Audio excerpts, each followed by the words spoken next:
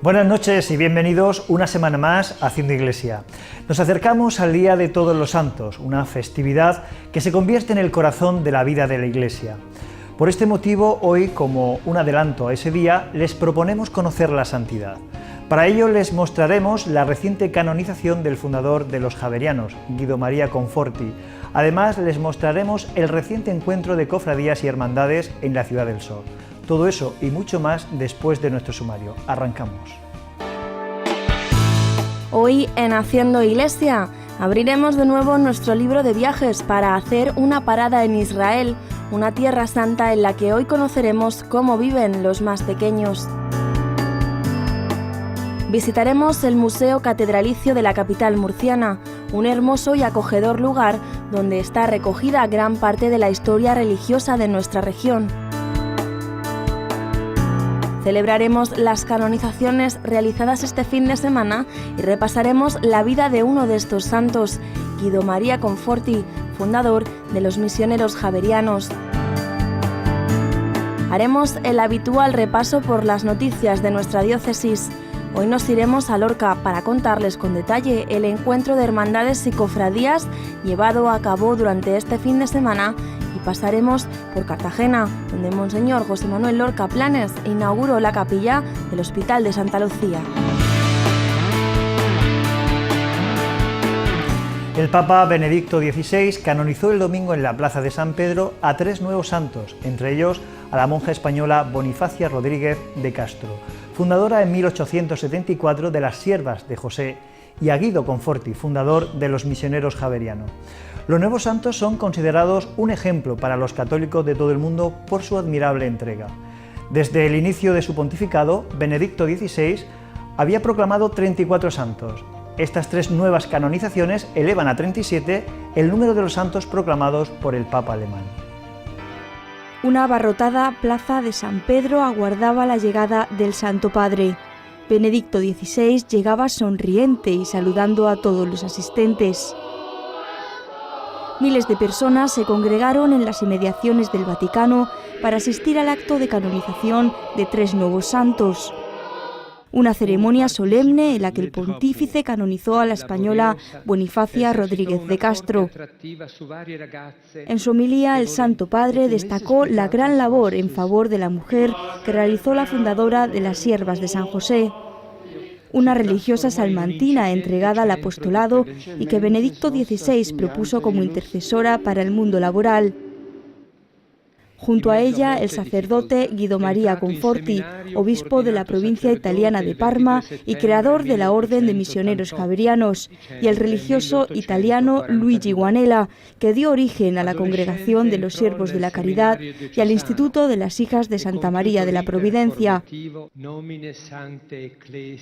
El momento más esperado y emotivo de la ceremonia llegaba cuando el cardenal prefecto de la Congregación de las Causas de los Santos, Angelo Amato, inició el rito de la canonización acercando al altar las reliquias de estos 3 religiosos que inmediatamente después eran proclamados santos por su santidad el Papa Benedicto XVI.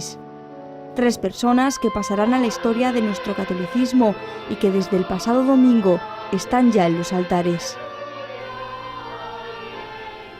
Y sin dejar atrás el sentido de la canonización, nos centramos ahora en la vida de Guido Maria Conforti, fundador de los misioneros javerianos desde 1895. Hoy ya son más de 800 los religiosos de esta orden que anuncian el Evangelio por todo el mundo. Nuestro equipo de Haciendo Iglesia ha estado con uno de ellos, Antonio Serrano, y nos ha contado cómo surgió esta comunidad de misioneros. Nació en la provincia italiana de Parma en 1865. Desde muy pequeño entró a formar parte del seminario menor de su ciudad natal. Fue allí donde comenzó a leer a San Francisco Javier.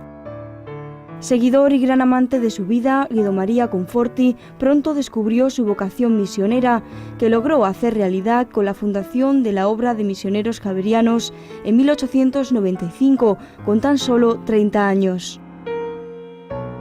Y él, que nunca fue a misión, nos fundó como misioneros. Y en ese sentido es muy interesante ese equilibrio, ¿no?, entre su iglesia, la Parma, donde después llegó a ser obispo, pero también esa preocupación no solo por los cristianos que tenía cerca, sino por los no cristianos que estaban lejos. Y nos fundó como misioneros de primer anuncio del Evangelio, además. Y ese equilibrio también entre, pues eso, dedicarse completamente a su vida de obispo, pero también dedicarse a una congregación y fundarnos como religiosos. Una obra misional que, siguiendo la figura de San Francisco Javier, comenzó en China, un país que se convirtió en la obsesión de Conforti durante 50 años, el mismo tiempo que se tardó en instaurar la obra javeriana en el país asiático. Misión que se extiende hasta nuestros días y que ya llega hoy a prácticamente todo el mundo. Una labor que desarrollan los misioneros javerianos con tan solo un objetivo. Nuestra misión única y exclusiva es el primer anuncio del Evangelio a los que no conocen a Jesús. Que parece que en nuestros tiempos dice, bueno, con esto del internet y la televisión, conocer a Jesús todo el mundo se ha enterado, pero hay muchos millones de personas que todavía no lo saben. Y yo estoy de misionero, por ejemplo, en Chad, donde el primer misionero llegó hace menos de 60 años todavía. Entonces, los poquísimos cristianos, no porque no quieran, sino porque no saben todavía quién es Jesús. Ya son más de 800 javerianos los que anuncian el Evangelio por todo el mundo, bajo las bases de comunidad y hermandad que instauró Conforti hace más de un siglo. Misioneros como Antonio han dedicado su vida a los más necesitados. Una misión que continúa dando frutos en el año en el que Guido María Conforti ha sido elevado a los altares.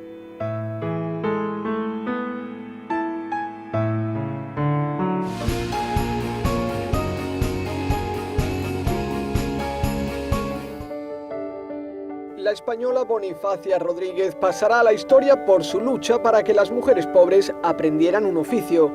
Ella misma, antes que monja, fue cordonera y fundó su orden religiosa, las Siervas de San José, en el taller en el que trabajaba.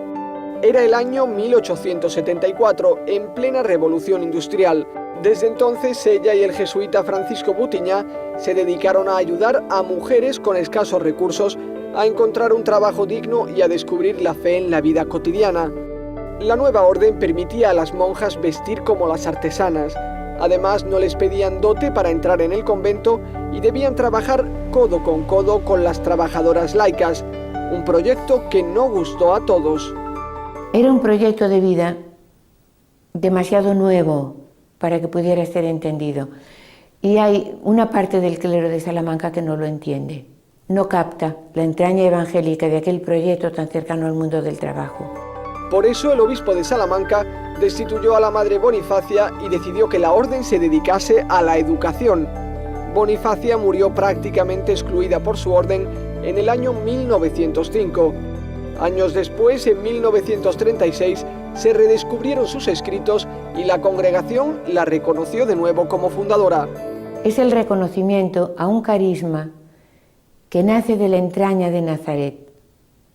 Un carisma que va dirigido a la mujer trabajadora, a la mujer pobre, a la mujer que muchas veces es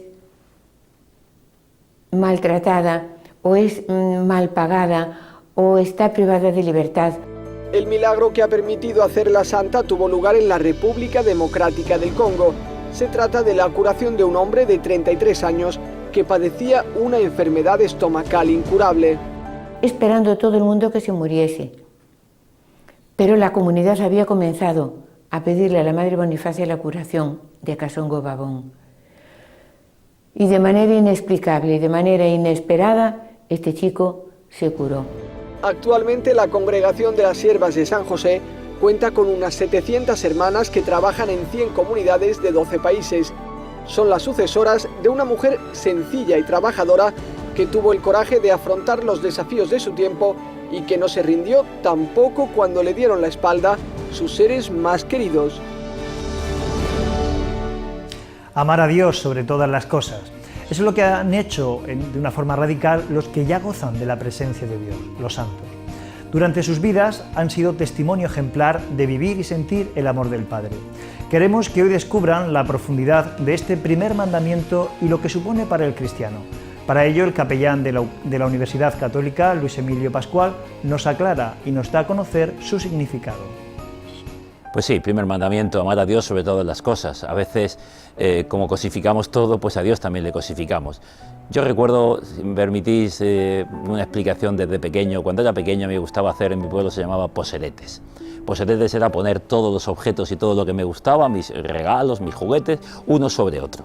Y lo último, que lo que más me gustaba, que era un peluche, un osito, ponerlo el último. Era imposible, porque había un equilibrio inestable. Quería dejar lo último, lo que más me gustara. ¿Qué significa amar a Dios sobre todas las cosas? Pues poner a Dios en la base de nuestra vida. Dios, que es el que nos ha creado, ponerlo en la base, ponerlo como eje y ponerlo pues como paraguas que cubre todo. Es decir, que Dios sea todo en nuestra vida, porque entonces el resto de las cosas ocuparán su lugar. Eso es amar a Dios sobre todas las cosas, es humildemente aceptar que la vida nos viene de Dios y que Él es el todo. Y nosotros somos criaturas en sus manos, como un instrumento maravilloso que se deja tocar por el mejor instrumentista. Eso es amar a Dios sobre todas las cosas, dejarnos en sus manos. La misión evangelizadora continúa hasta nuestros días desde el inicio del cristianismo. Muchos son los signos que nos identifican como cristianos, pero hoy queremos que conozcan un signo muy antiguo. Se trata del crismón, un anagrama del arte paleocristiano que simboliza una especie de cruz y cuyo significado representa a Cristo como principio y fin de todas las cosas. El vicario de evangelización, José Alberto Cánovas, nos habla de este símbolo. Este símbolo, el de la cruz, es el símbolo máximo de los cristianos, y lo es porque allí se cumple el abrazo de Dios Padre por la humanidad pecadora. Allí acontece la misericordia y el amor y la gracia de Dios. Cristo muere en la cruz. Para saber lo que de horroroso tenía este suplicio, hay que escuchar al mismo Cicerón, que dice: el nombre de cruz no debe estar ya solo lejos de los ojos de los ciudadanos romanos, sino incluso de los oídos. Era, como bien saben, la tortura destinada solamente a los que no eran ciudadanos del imperio, o sea, a todos los bárbaros. Jesucristo fue sometido a esta ignominia, a este suplicio terrible, destinado por tanto a los malhechores. Como podéis ver, tenemos un símbolo de la cruz en modo escondido, críptico. Aparecen dos letras del alfabeto griego, la G, esa especie de X, y la Ro, esa especie de R. Son las dos primeras letras del nombre Christos, que significa Cristo, Mesías ungido. El crismón, en su entrecruzamiento de las letras, intenta formar una especie de cruz. En otros tipos de crismón se ve es mucho más evidente. Aquí aparece, por tanto, Cristo identificado con su misma cruz. Es una cruz que apenas es representada en la Iglesia primitiva. Todavía estaba vigente hasta el siglo III el suplicio de la cruz, hasta la imposición del cristianismo o la irrupción del cristianismo era un símbolo todavía significativo del escarnecimiento, de la burla, del desprecio, del oprobio. No era prácticamente representado. Solamente con la expansión del cristianismo este símbolo aparece en el arte cristiano. Por cierto, la primera vez que aparece, una de las primeras veces que aparece es en las puertas de la Basílica de Santa Sabina en Roma, y la cruz aparece totalmente difuminada, como una especie de hilo que soporta el peso del Redentor. Más adelante, Cristo aparecerá representado con la túnica diaconal, así aparece en Santa Francesca Romana de Roma, o haciendo presente el servicio de la propia sangre y de la propia vida en favor de su pueblo, oficio diaconal de servicio. Aparecerá también en el románico, como saben, Cristo vestido con vestiduras sacerdotales y vestiduras reales, y además siempre vivo, haciendo expresión de que la cruz es su trono. Aquí, en este crismón, que es, como digo, un símbolo del mismo Cristo crucificado, aparece glorioso, aparece rodeado de un nimbo de hojas floridas, de hojas que expresan la vida, que expresan la victoria, que expresan el triunfo de Cristo resucitado. Es la corona de laurel con la que el crucificado es coronado. El laurel, que aún seco, expresa el color de la vida. y por tanto el color de la permanencia, el color de la existencia en plenitud. Este símbolo además aparece con gemas, aparece gemada, aparece la victoria del crucificado expresada en forma de piedras preciosas que se incrustan en la cruz. ¿Acaso pudieran hacer alusión a las 5 piedras, las 5 llagas, las 5 piedras con las que el joven David derrotó al gigante Goliat? Por tanto, aquí tenemos el triunfo de Cristo, vencedor de la muerte, vencedor del pecado, vencedor de aquello que esclaviza al hombre. En la cruz victoriosa frente al mal, frente al enemigo del hombre que es el demonio. La cruz que es el símbolo de la plenitud del amor. Al igual que los símbolos cristianos siguen siendo un referente en nuestros días para la liturgia y nuestra identidad cristiana, también la presencia de la Iglesia en los lugares de sufrimiento, como los hospitales, se convierte en un aliento de esperanza. Se trata de las nuevas capillas que Monseñor Lorca Planes ha inaugurado en los centros sanitarios de Santa Lucía, Cartagena y los Arcos del Mar Menor. Otras noticias también han sido portada en nuestra sección Semana en la Diócesis. Es el lugar donde enfermos y familiares encuentran la paz, el camino a la esperanza cuando atraviesan momentos difíciles. Esta capilla del Hospital Universitario de Santa Lucía de Cartagena ha sido bendecida hoy por el obispo de la diócesis. Con unas breves y emotivas palabras, Monseñor José Manuel Lorca Planes se ha dirigido a los pacientes, sus allegados y también al personal sanitario, al que ha felicitado por su importante labor.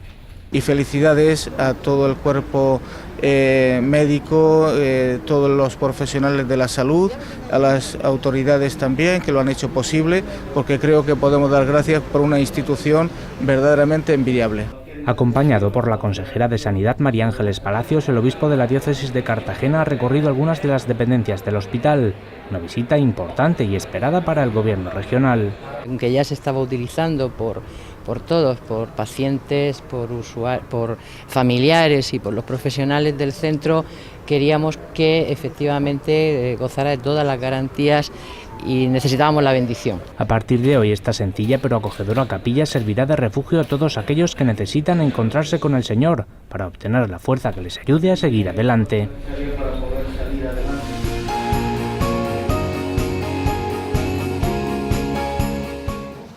Espiritualidad en un mundo globalizado es un ejemplar con el que el autor, Fernando Bermúdez, ha querido desentrañar la sociedad actual y las diferencias entre las distintas comunidades del planeta. Es un libro con el que se busca la reflexión de las personas. Nace de la experiencia que yo he tenido en 3 décadas de trabajo misionero en Centroamérica, concretamente en Guatemala, en contacto directo con la población más pobre, campesina e indígena. Y al mismo tiempo viendo la realidad mundial que estamos viviendo de crisis. El autor, que presentó su libro en la librería San Pablo de Murcia, aseguró que si siguen las cosas como hasta ahora, nuestra sociedad no tiene futuro. Es necesario ir a las fuentes de nuestra fe cristiana, donde Jesús nos dice que el centro de la vida no es el dinero, es la dignidad de la persona humana, es el ser humano, el hombre y la mujer. Y todo tiene que girar en torno al ser humano, porque todo hombre, toda mujer es una imagen viviente de Dios. Un libro que nos hará pensar y valorar más lo que tenemos, con el que seremos capaces de entender y disfrutar de las alegrías que da la vida y las oportunidades que tenemos, dejando de lado la política del dinero.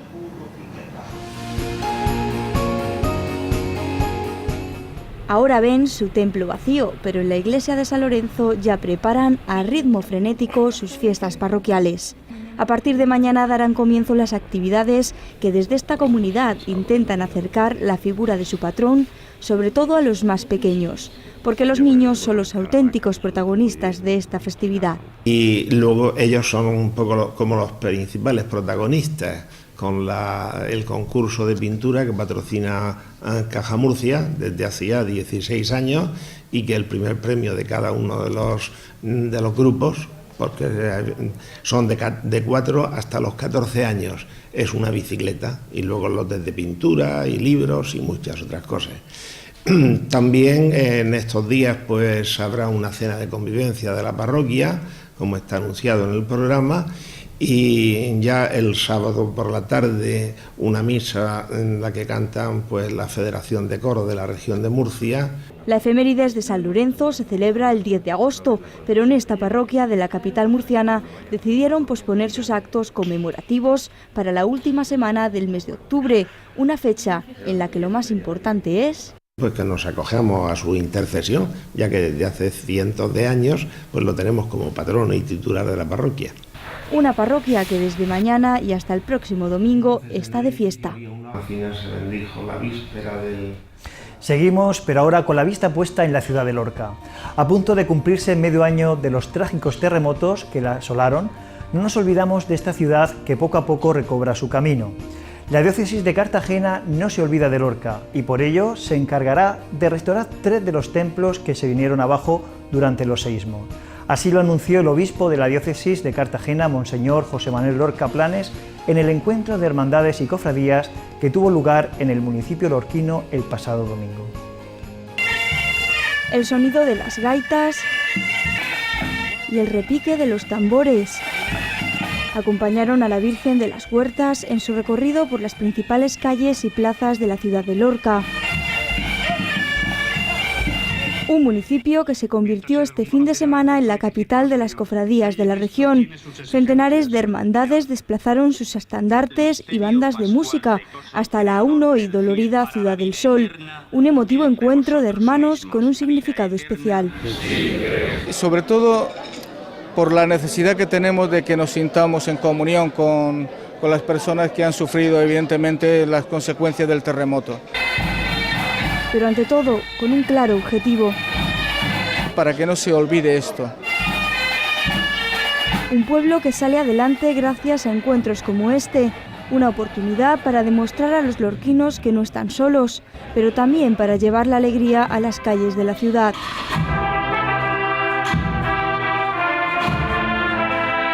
Es un encuentro además festivo, o sea que no es un encuentro lacrimógeno sino festivo, de encuentro con los hermanos. La Virgen de las Huertas recorrió en procesión las calles de la Ciudad del Sol, acompañada por miles de cofrades y vecinos del municipio. Una peregrinación que culminó con una Eucaristía presidida por el obispo de la diócesis de Cartagena.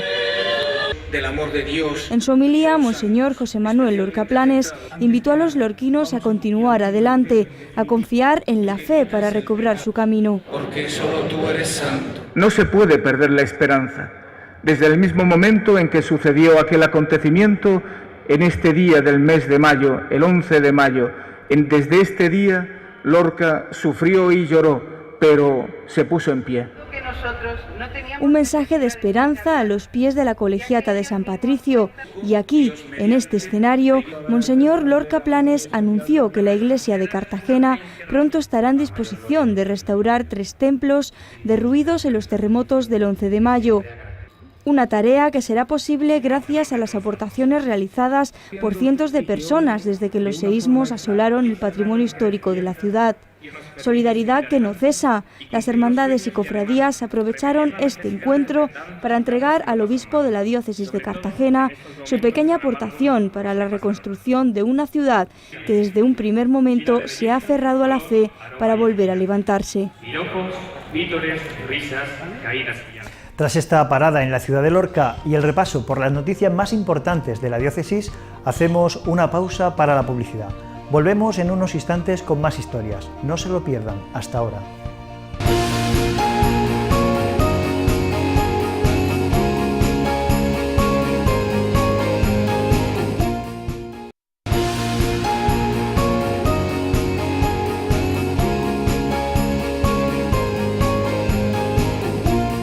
Y tras este breve descanso, nos vamos ahora directos a un lugar tan bello como es Tierra Santa. Allí está la esencia de nuestro cristianismo y allí, concretamente en Jerusalén, hemos encontrado una guardería donde viven el catolicismo. Vean cómo aprenden y disfrutan los más pequeños en esta ciudad israelita, para quienes la convivencia no supone ningún problema. Cantan, juegan, estudian el abecedario y empiezan a escribir las primeras palabras. Pero sobre todo aprenden a estar juntos. Es la pequeña historia de cualquier niño, su primera experiencia de socialización y de aprendizaje entre las paredes de la guardería. Lo mismo sucede también aquí, en Jerusalén Este, en la parte árabe de la Ciudad Santa, donde las Hermanas de la Caridad de la Inmaculada Concepción de Ivrea gestionan una guardería que atiende a gran parte de los niños de las familias de estos barrios, aunque no solo. Las Hermanas de Ivrea están en Tierra Santa desde hace un siglo. Llegadas en 1912 para prestar servicio en un hospital italiano, en Jerusalén Este se instalaron en 1954. Hemos ido a visitarlas en un momento de especial alegría, unos días después de la fiesta de beatificación de la fundadora de la Orden, la Madre Antonia Berna, que vivió a caballo de los siglos XVIII y XIX. La Madre Antonia se fijó muy pronto en la necesidad de instrucción y en la asistencia contra la pobreza.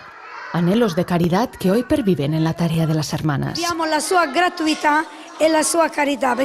Vivimos su misma gratuidad y su caridad. Nuestra fundadora fue también educadora y hermana de la caridad. Fue el encuentro de todas las necesidades con absoluta gratuidad para todos. Actualmente son 4 las hermanas que se ocupan de la guardería con la ayuda de algunas laicas, cristianas y musulmanas. Cristianos y musulmanes son también los niños, aunque la gran mayoría, más del 80% de los inscritos, son musulmanes. Nuestra evangelización consiste en formar a los hombres del mañana en el respeto, en la educación, en la convivencia. Es una tarea muy difícil, especialmente en el ambiente del Oriente Próximo. Y por tanto, desde la más tierna infancia, tratamos de dar al niño estas bases de moralidad, que son las más necesarias y las más bellas. Acogemos a todos los niños, pobres y ricos. Todos los que nos llaman a nuestra puerta la encuentran abierta. Poveri, ricchi, quelli che bussano alla nostra porta sono sempre con noi. La Madre Superiora, Sor Elvira Dalben, nos muestra las fotos que documentan el proceso de crecimiento de este lugar de encuentro y convivencia, desde los primeros 4 niños acogidos hasta los actuales 200. No han faltado las épocas de dificultad. Las hermanas recuerdan los primeros tiempos de la construcción del muro, cuando los mismos choferes de los vehículos que llegaban desde los territorios palestinos pasaban uno a uno a los niños a los brazos de los choferes israelíes para que pudieran llegar a la guardería. La historia de esta tierra está entrelazada durante años con los primeros pasos de la vida de estos niños. La guardería de Jerusalén Este significó una realidad que ha echado fuertes raíces y que va acompañando a las generaciones. Elegí esta escuela porque también yo vine a ella cuando era pequeña y ahora ya soy una mujer casada y me he establecido en la vida. Ellas me enseñaron las bases, por eso he querido que también mis hijos vinieran a esta escuela, porque no solo son excelentes desde el punto de vista profesional y educativo, sino porque enseñan cómo comportarse, cómo estar con los otros niños y cómo ser independientes.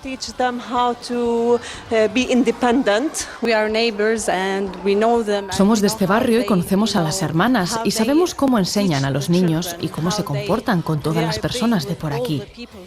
Aquí yo me siento como en casa, siento que mis hijos están en su casa, que están seguros, y esto es lo más importante porque lo que todo el mundo quiere es que sus hijos estén seguros. Aquí se comportan con mis niños de la misma manera que lo haría yo. Junto a las educadoras y a las hermanas nos sentimos una gran familia. Y sin dejar estas tierras, les invitamos a que utilicen la tecnología para conocer los 20 pergaminos bíblicos más antiguos del mundo. El Museo de Israel en Jerusalén se ha aliado con Google para digitalizar los manuscritos del Mar Muerto. Desde ahora cualquiera podrá leer los documentos, ver la traducción en inglés y ofrecer traducciones en otros idiomas. Los expertos creen que tienen alrededor de 2000 años de antigüedad. Entre 1947 y 1956, cientos de documentos fueron descubiertos. Entre ellos figuraba el manuscrito bíblico más antiguo del mundo, el Gran Rollo de Isaías. Estos documentos fueron ocultados en las cuevas justo antes de la destrucción de la ciudad de Jerusalén por los romanos. Desde 1965 es necesario venir hasta el santuario del libro. Hay que estar físicamente en Jerusalén para poder ver los rollos. Hoy, después de 2000 años, gracias a la tecnología de Google, estos documentos están disponibles online. Se han tomado fotografías de muy alta resolución que nos permiten ampliar y explorar por columnas, capítulos y versículos del hebreo o incluso de una traducción al inglés.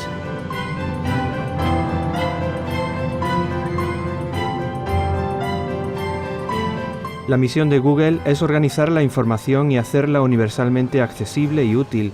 Uno no puede pensar que el contenido y la información sea en sí más importante que el contenido cuando éste está relacionado con la herencia cultural y religiosa de tantas personas en el mundo.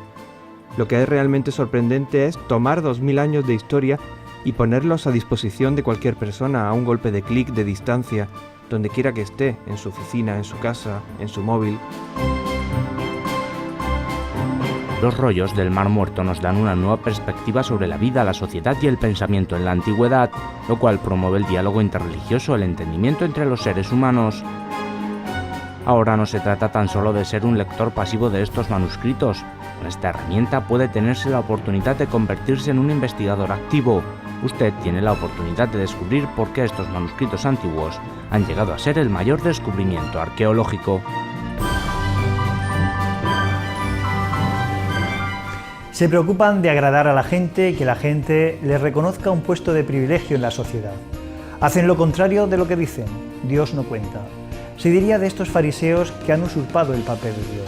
Es el mensaje que este domingo nos trae la palabra de Dios. Como cada semana, Monseñor Lorca Planes nos muestra su reflexión considerando que el hombre humilde no aspira a la grandeza del mundo, porque ha descubierto que ser hijo de Dios es un valor muy superior. Le escuchamos.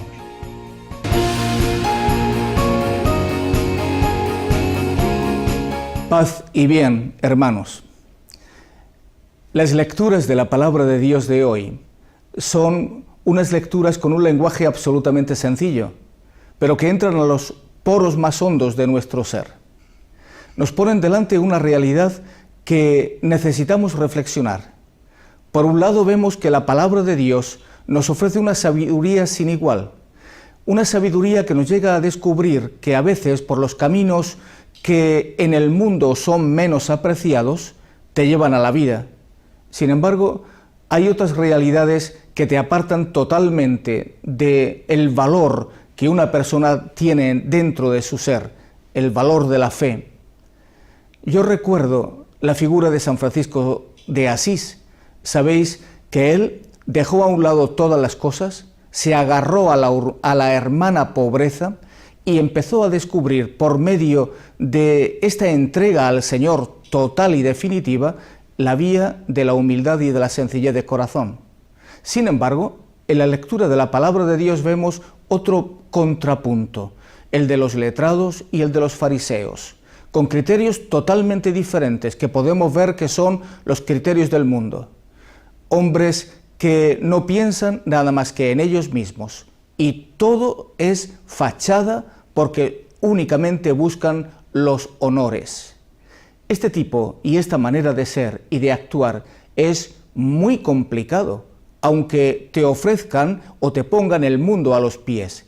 Y Dios lo que quiere de nosotros es que seamos hombres libres, pero sobre todo con humildad. Un hombre humilde no aspira a la grandeza personal que el mundo admira, porque ha descubierto que ser hijo de Dios es un valor mucho más grande.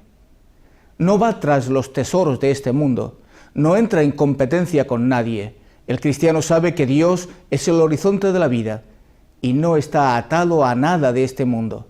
Se siente criatura de Dios y pone a Dios en el centro de toda su historia.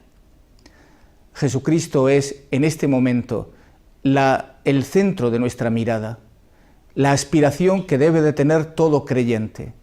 Por eso no es extraño que al final Jesús nos diga estas palabras tan sencillas pero tan hondas. Aprended de mí, que soy manso y humilde de corazón. Y pensad que los mansos y humildes de corazón verán a Dios. Felicidades, que Dios os bendiga.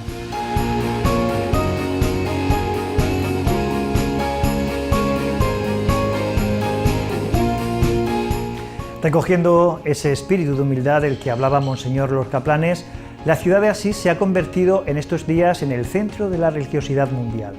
Se trata del tradicional encuentro que organiza el Papa Benedicto XVI con los líderes religiosos de todo el mundo y que Popular Televisión les ofrecerá mañana en directo. Este año tiene lugar bajo el lema Peregrinos de la Verdad, Peregrinos de la Paz, un título que, según el cardenal Bertone, resume todo un gran programa. Además de esta noticia, les contamos otras que han sucedido en la Iglesia Universal.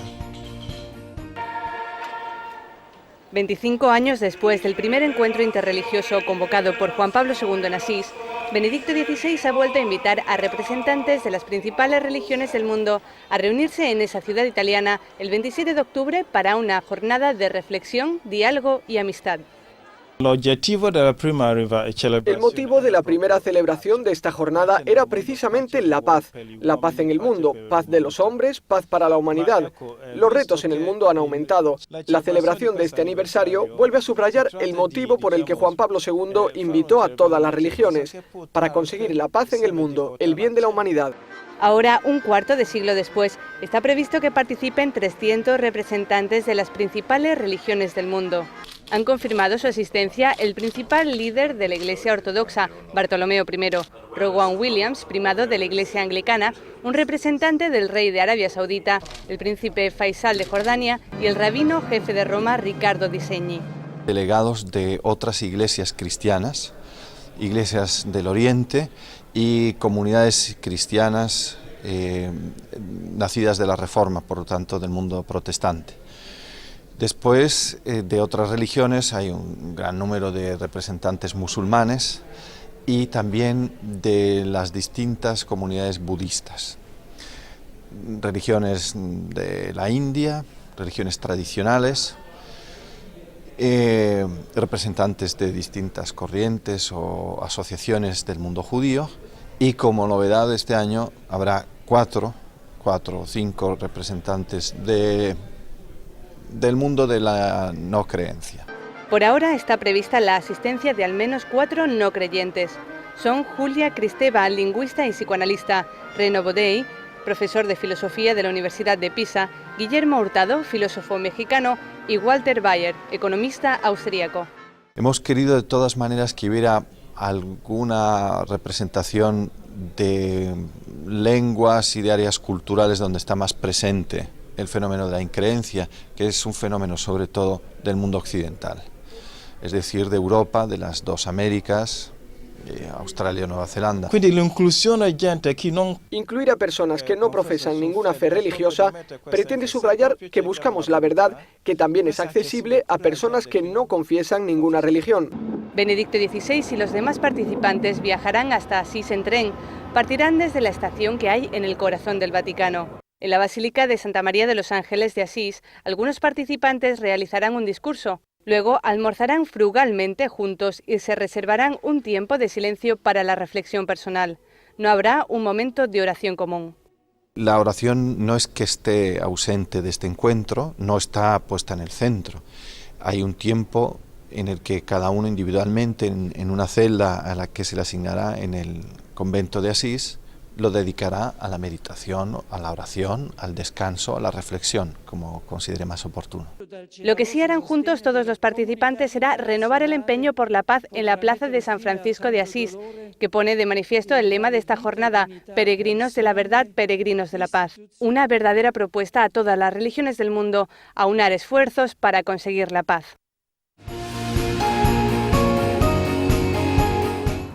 El Vaticano ha lanzado una propuesta para resolver la crisis económica y atajar la especulación de los mercados. El documento por una reforma del sistema financiero internacional, presentado en la Sala de Prensa Vaticana, propone una autoridad política mundial que marque las reglas del juego y obligue a respetarlas. El documento denuncia que el liderazgo actual del G7 o el G20 es informal y excluye a buena parte de los países. El economista italiano Leonardo Becchetti explicó las claves de la propuesta. Para proteger algunos bienes públicos globales hacen falta respuestas rápidas y coordinación global entre Estados.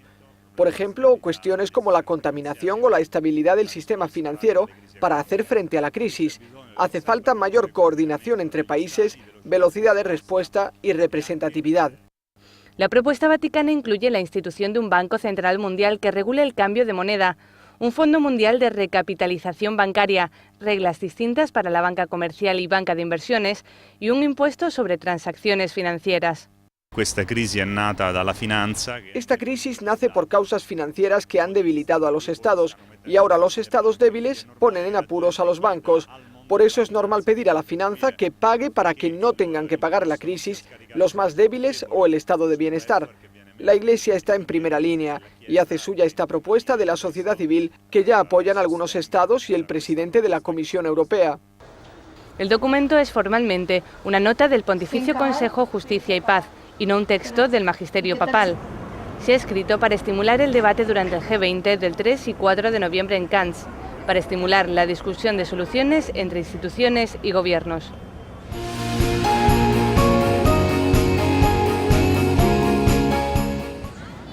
No hay duda, Bombay es una ciudad cosmopolita. Al menos 15 millones de personas viven aquí, en la capital comercial de India.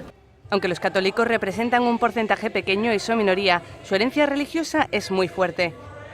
Por eso la ciudad abrió recientemente su primer museo de arte cristiano con obras que datan del siglo XVI.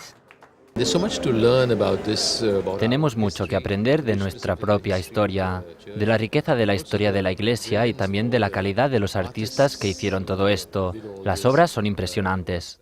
Entre los tesoros expuestos hay manuscritos religiosos, libros, crucifijos, cálices, altares, vestiduras, esculturas y pinturas. El museo ofrece a los católicos indios una mirada hacia su rica historia, pero sobre todo busca despertar su orgullo y curiosidad. El sacerdote Warner de Sousa es el cerebro que está detrás del proyecto. Nos dimos cuenta de que estábamos perdiendo muchas piezas maravillosas que estaban casi tiradas y que no se habían restaurado. Cuando presentamos el proyecto al cardenal se interesó mucho. En un principio todos eran escépticos, pero poco a poco reunir estas piezas se convirtió en una necesidad y luego en una pasión. El museo cuenta con un anfiteatro que ofrece a los visitantes la oportunidad de ver películas y presentaciones y que es un foro de debate sobre arte, cultura y religión. En este muro se ha preparado una línea cronológica de la Iglesia, con paralelismos entre la llegada del cristianismo a Bombay y lo que ocurre en el resto del mundo. El equipo también espera modernizarlo pronto. Queremos que sea un muro interactivo donde se pueda ver el lugar y decir Nuestra Virgen del Remedio, Point Sur, y tocarla. Entonces todas las cosas saldrían en un ordenador y se obtendría toda la información de la historia de esa iglesia. En una ciudad que ya se enorgullece por su bella arquitectura, sus cientos de iglesias y parroquias, este museo ya es visto como una fuente de inspiración y educación para las generaciones futuras. Y continuamos recorriendo lugares con historia. Construido en 1956, el Museo Catedralicio de la ciudad de Murcia compone uno de los mayores tesoros de nuestra historia religiosa y cultural. Instalado en lo que fuera la sala capitular de la Santa Iglesia Catedral de Murcia, este museo agrupa grandes obras y esconde grandes leyendas. Parada obligatoria para todos los turistas a la capital murciana. Ayer cumplió el 4º aniversario desde su restauración.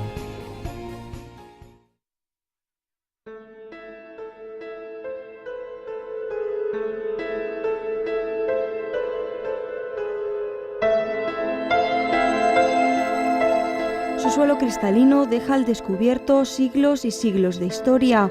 Fue construido en el año 1956, pero bajo esta superficie que hoy pisa el visitante del Museo Catedralicio de la ciudad de Murcia, se esconden los años en los que este espacio era una antigua mezquita árabe. Resquicios de un pasado sobre los que está construido este edificio de 2 plantas que nosotros recorremos junto a Lorena Hernández, una de las guías del museo. En nuestro paseo por los tesoros de la historia arquitectónica, artística y cultural de la capital murciana, nos paramos frente a esta imagen de San Jerónimo. Una escultura del artista murciano Francisco Salcillo, que estuvo durante años en el antiguo templo del monasterio de los Jerónimos y que hoy es una de las joyas de esta exposición.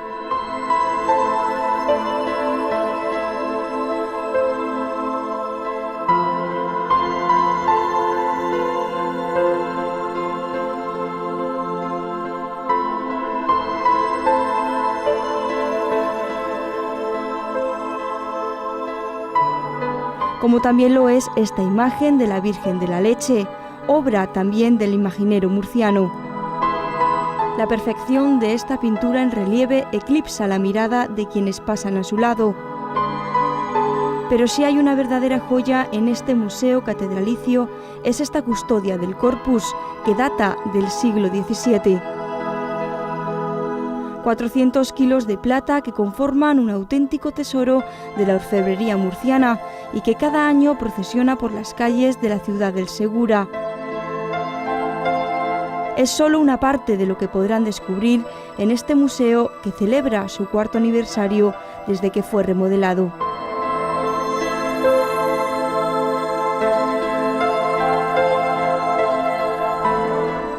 Después de este paseo por el Museo Catedralicio de la capital murciana, abrimos nuestra agenda semanal para contarles lo más destacado que sucederá en los próximos días. Seguimos contando con su colaboración. Para ello pueden enviarnos sus eventos y noticias a nuestra dirección de correo haciendoiglesia@populartvmurcia.com. Seminario por una cultura de la paz para una mejor convivencia, organizado por la Pastoral Universitaria y la Universidad Politécnica de Cartagena. Las conferencias y proyección de películas tendrán lugar en la Sala Caja Murcia de Cartagena cada martes a las 7 de la tarde y los jueves a las 8. Peregrinos de la verdad, peregrinos de la paz. Este es el lema del próximo encuentro convocado por el Papa Benedicto XVI en Asís, mañana jueves 27 de octubre, con líderes religiosos de todo el mundo. Y también mañana jueves 27 de octubre a las 7 de la tarde, el Instituto Teológico de Murcia inaugurará el curso académico. El domingo 30 de octubre, inauguración de la Plaza de la Iglesia de Alquerías y concierto de órgano de Carlos Rafael Pérez. El martes 1 de noviembre, a las 12 de la mañana, Monseñor Lorca Planes presidirá la tradicional Eucaristía en el cementerio de Nuestro Padre Jesús con motivo del Día de Todos los Santos. El próximo miércoles 2 de noviembre y el jueves 3 tendrá lugar un encuentro de la Provincia Eclesiástica de Granada. Y hasta aquí nuestro tiempo por hoy. Como saben, volveremos el próximo miércoles a las 10 de la noche. Un día en el que compartiremos con ustedes la festividad de Todos los Santos y también el Día de los Difuntos, con muchas e interesantes historias. Si quieren estar más informados, no duden en escuchar el programa de radio El Espejo de la Iglesia que dirige nuestra compañera Cristina.